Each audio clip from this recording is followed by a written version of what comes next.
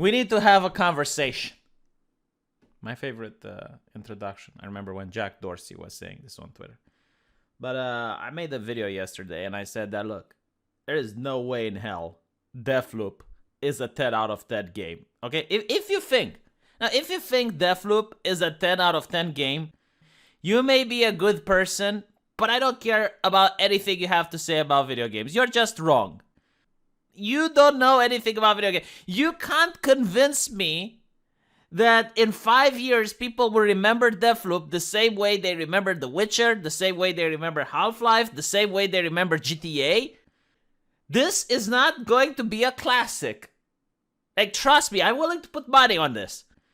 I am willing to make a bet with you that in the future, people will not even remember Deathloop. The same way they will remember Deathloop is the exact same way they're going to remember Dishonored 2. It's pretty much in the same area.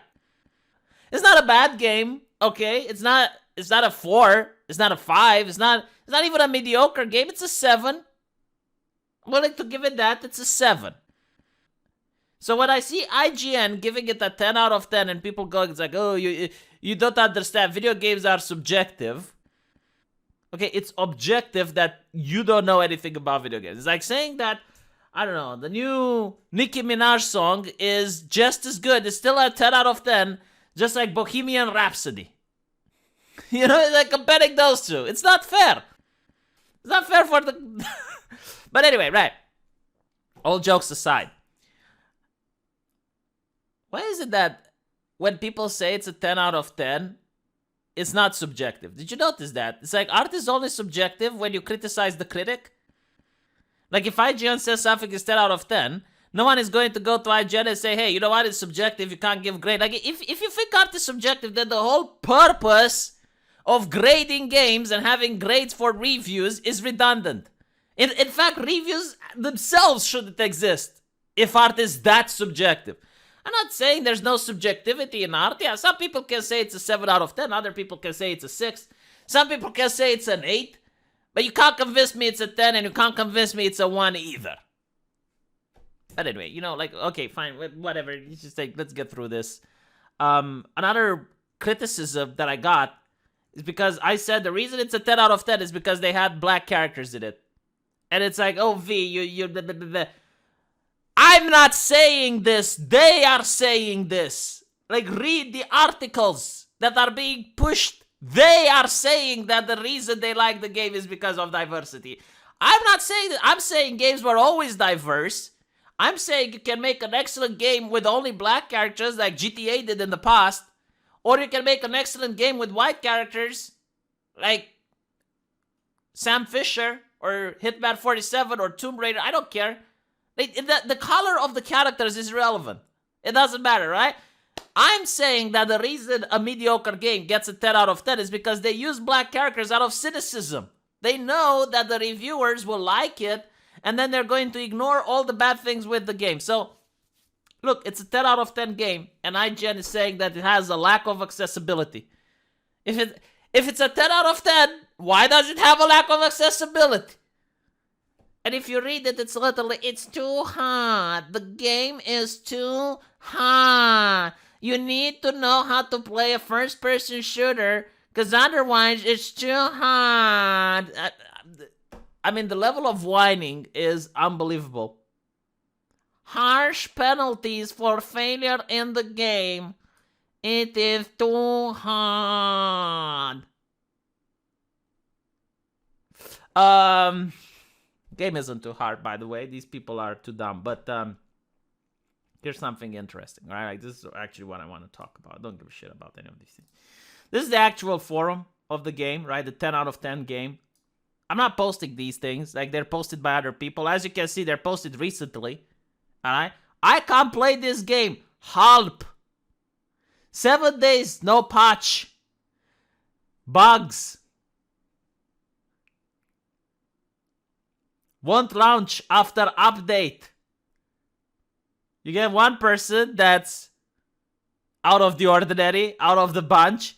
Audio super bugged. Resolution grayed out. Does this look like people enjoying themselves? When will the game be on sale? Look at this. Look. Game crashes. My save got deleted. How does such an ugly game perform this badly? Audio super bugged. Ending is shit. Is this a 10 out of 10? I get it. You know, like subjectivity and all that. But hey, it's a 10 out of 10. I don't remember people complaining this much when Half-Life came out. Everyone was enjoying the game. Everyone was talking about the game. This is not a 10 out of 10 game. My point is that instead of addressing these issues, instead of addressing these problems, it's like, oh, it doesn't have accessibility. Like, don't look over there. Look over here.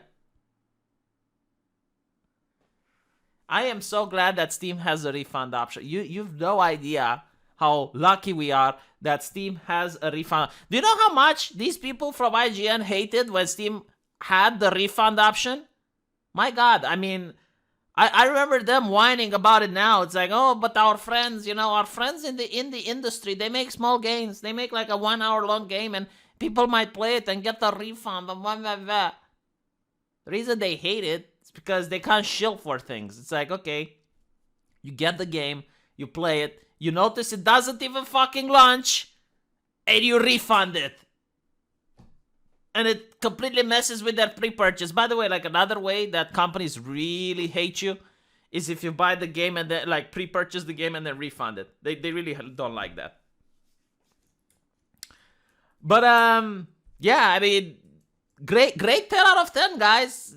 Great 10 out of 10. Yes, absolutely. Brilliant. If it runs, I guess, for some people. Now, you know, I got a good computer, I gotta say. So I can run it. But all these other people on the forum, they can't run it. And apparently, according to them, they meet the minimum requirement. Now, okay, just another example. If you look at the 10 out of 10 game, you'll notice that 70% of people like it. So the reviews are mostly positive. Like a third of the people that bought this game gave it negative reviews. I mean, we can look at objective standards. Out of like 10,000 people that bought the game, a third of them don't like it. How is it a 10 out of 10? This didn't happen with Half-Life. It didn't happen with other 10 out of 10 games.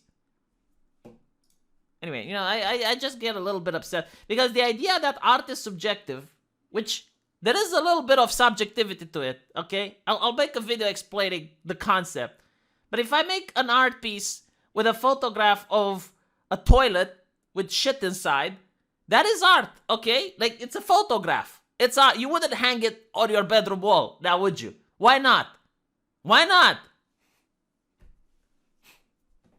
So my point is that there is some objectivity to art. There are things that disgust people. There are things that are beautiful to most people. There are things that you can consider that there was hard work in them. Right? So there is some objective measures through which you can measure art, because otherwise you wouldn't have reviews. Like reviews, no one would read them if art was 100% subjective, right? So you do have some objectivity, and to claim that something is 10 out of 10 when it's obviously not, to me, it smells of nepotism. It smells of cronyism. It doesn't smell of an honest and decent review. And again, they actually say why they gave it a 10 out of 10. Read the article, and you'll see. Because if I say it, you'll say that I'm lying again. Let me know what you guys think, and I'll see you in the comment section. Take care.